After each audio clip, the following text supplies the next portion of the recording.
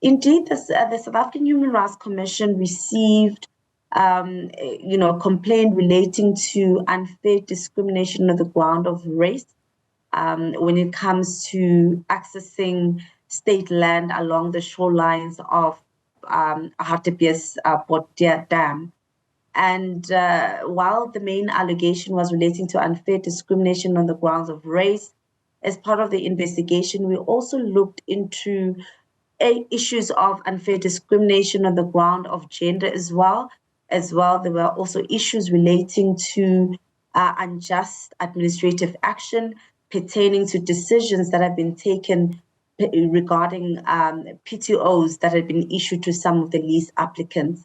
In the Commission's investigation, we found that indeed there was evidence of unfair discrimination on the ground of race and gender.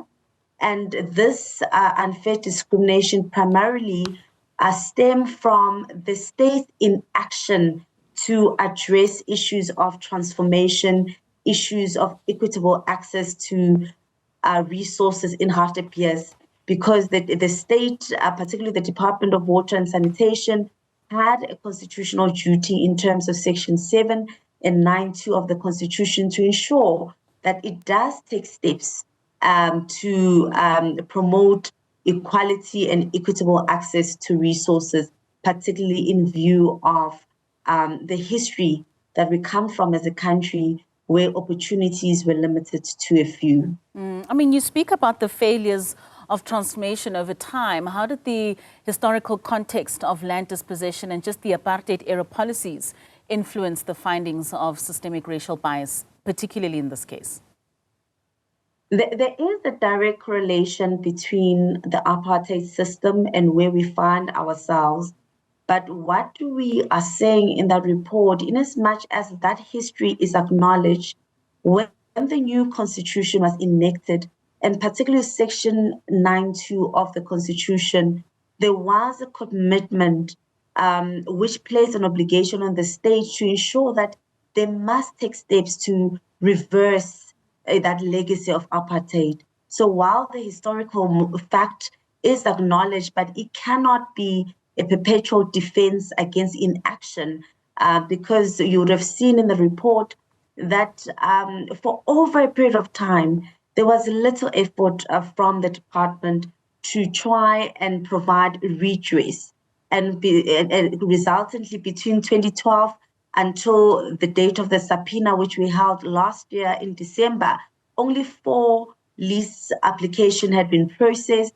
And of those 4 lease applications that were processed, 2 were given to white applicants against the one that was granted to a black applicant, as well as a mixed race entity. So we are saying as a commission, it cannot be an excuse. The department has had ample opportunity to act, but it had not acted for a protracted period of time, which rendered their inaction to amount to unfair discrimination on the ground of gender and race. And I guess that inaction also just opens up a gap for many of, there are other allegations which here the report says were not substantiated, but those that the SA Police Service was weaponized against black residents. How does the SAHRC then see the role of existing legislation in addressing and remedying some of these systemic discriminations? There is an obligation on all organs of state to ensure that they promote, protect, and fulfill human rights. And that also goes for SAPS, that goes for Madibeng, that goes for Department of Water and Sanitation, amongst others. The specific finding in relation to the South African Police Service must be viewed within the context of the Act, because, the context of the report, because as part of our investigation, there were allegations that the police is being weaponized, that the police is not investigating complaints or cases that are being lodged by black residents in Hartbeespoort. So consequently, we did request a list of those cases from those complainants that they say had not been attended to by the South African Police Service. And we afforded the South African Police Service an opportunity to comment on those specific cases that were alleged to not have been attended to.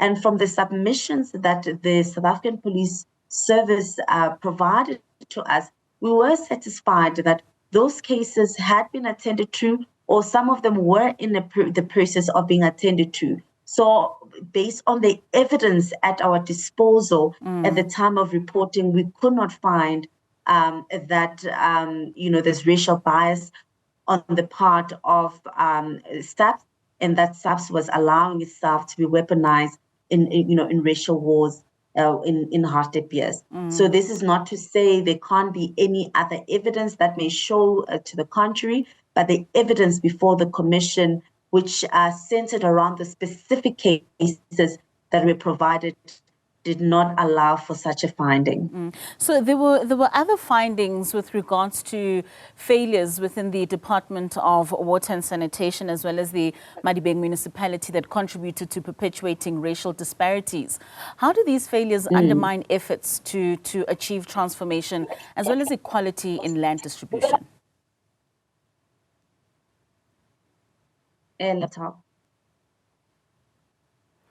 Shirley, are you still with us? All right, it seems as though we have lost connection. Shirley, I'm not sure if you're still with us. I mean, this question was specifically... I am still with you. You are still with us. Okay, just with regards to the Department of Water and Sanitation and the Madibeng municipality and the failures that were flagged there, I think the question is just about how these failures undermine the efforts to achieve transformation and equality in land distribution. The Commission's finding is that those administrative failures, which includes failures to enact relevant bylaws, as well as to enforce bylaws, particularly bylaws around development, building regulations, as well as noise pollution. We found that those administrative failures to process applications for building and development, they exacerbated the pre-existing racial tensions in Hartbeespoort. And how this came about is because of the lack of enforcement. We find residents trying to take matters into their own hands to try and get some relief to the issues that they're raising, when that role should be played by the state as the enforcer of laws, as the enforcer of bylaws.